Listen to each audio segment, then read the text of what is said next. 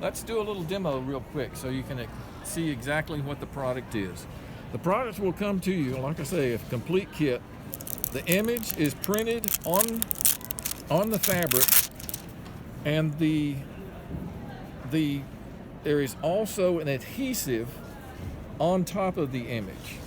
So all you do is you match up. I'm going to turn this so you can see in order. The legend that gives you which bead you're going to be using, you just match it up to the one over here on the fabric. So what we've got out right now is bead number A01.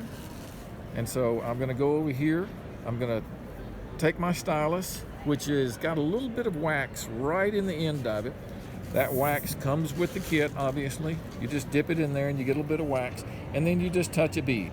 And you pick up the bead, you bring it over, and you put it down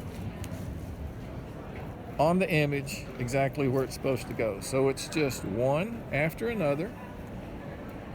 And what I'm going to do is I'm going to move this over so you can see a little bit better without moving. So just one after another, we're going to pick up a bead, and we're going to build the image bead by bead. The adhesive is a pressure sensitive adhesive, so that it works better once you press it down.